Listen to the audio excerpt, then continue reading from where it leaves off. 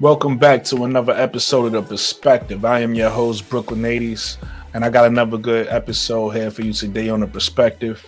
Before we get into that, though, I want to say shout out to all my subscribers. Shout out to everybody that's been supporting the channel, liking the channel, everybody that's talked to me in the comments.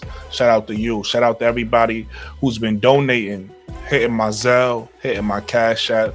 I appreciate you. With that said, though, let's get right into it. In my last episode, I talked about Justin Hunte, and I talked about his contributions to the journalism in the hip hop community, and also the comparison between him and K-Sap. So if you didn't see that, go watch the last interview with Justin Hunte talks about Juju Watkins. But with that said, let's get into what Justin Hunte had to say about women's basketball. I think this is the most exciting time for women's basketball that I can remember. I'm a longtime basketball fan. I used to play basketball. I think one of the things I love about the women's game, and perhaps is a detriment in the men's game, because I watch the men's game quite a bit, and you can tell that everyone has the same coaches, everyone goes to the same camps, they have the same trainers, they're doing the same drills. And so I watch a lot of pro basketball, even men's basketball, and it looks like I'm watching everyone do the same thing. Same pick and roll, three in the corner or go to the hole for a dunk. But on the women's side, I think that's actually advantageous, because I think the women are going to the same camps, doing the same drills, having the same coaches. And so when I'm watching it, as opposed to watching women's basketball in the 90s or early 2000s or even the 10s, the skills gap is closing. So everyone's got a Euro step now. Everyone has the same inside-out dribble. Everyone has the same skillful mid-range three-point shot. And so that, to me, makes it a higher level of basketball, particularly women's college basketball, because they stay 4 years. So you get a chance to grow with the team, grow with the player, grow with rivalries. It's not just about the college and the coaches the way the men's basketball is transcended. And men's basketball has a lot of challenges, right? Because when you look at men's college basketball, they're also competing with G League players for NBA spots. They're competing with overtime elite for NBA spots. They're competing with European players for NBA spots, Australian players for NBA spots. So you're no longer watching the premier non-professional basketball when you're watching men's college basketball. Can't say that about the women's game.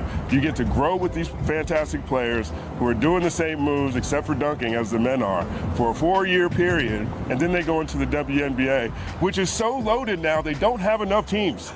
They don't have enough teams. And I just think the ceiling is unlimited when it comes to women's basketball right now. I'm a huge fan. Big shout out to Clark, because she brought so many people to the game. Big shout out to Juju Watkins for doing the same thing. And Juju is young, and she's going to be a crazy dominating force, in her years to come. All right. Thank you so much. Yeah, excellent. Yeah, so that's Justin Hunte's comments on what he thinks about women's basketball. And again, I was surprised, man, because I know Justin Hunte from hip hop, so I had no idea he was just knowledgeable about women's basketball. But everything he said, I agree with, right? He talked about him being a longtime fan, so this is not new to him. I'm a new fan. I'm a year in. He's been around, and he said this is the most exciting time in women's basketball.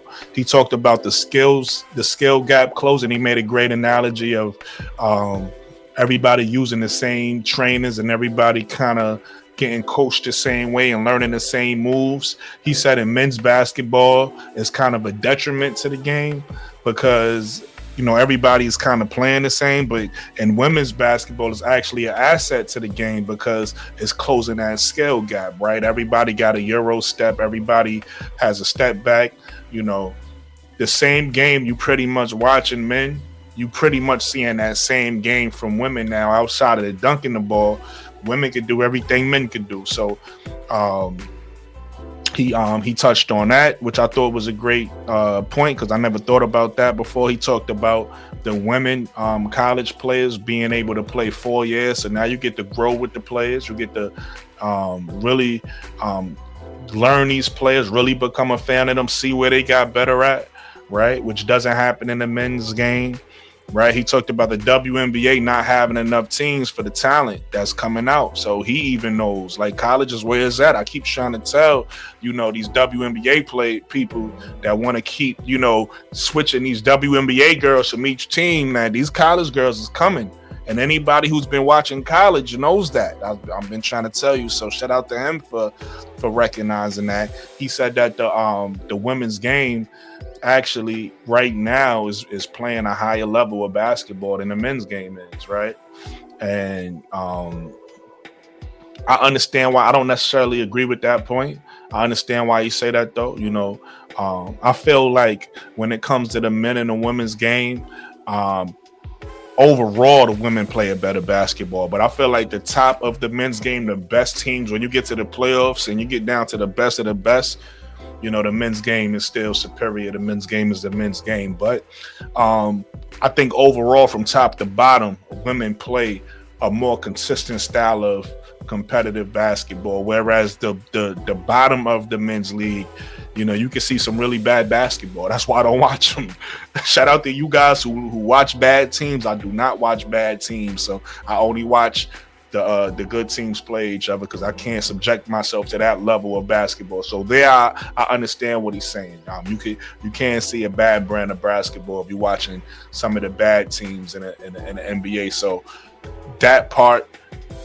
With the women, they're more consistent of playing good basketball from the worst team to the top teams. And then he gave a big shout out to Juju Watkins and Caitlin Clark for bringing fans to the game. I'm gonna also shout out Angel Reese as well. You know, I'm an Angel Reese fan. Angel Reese is the reason why I'm watching the game. That's why I'm a new fan. So shout out to Juju Watkins, shout out to Caitlin Clark, shout out to Angel Reese, and shout out to Justin Hunte, man. Everybody, if you into hip hop and you want some good, you know, like the funny thing about Justin, if y'all do y'all research, he's really a big deal in the hip hop community. He's really like one of them ones when it comes to journalism.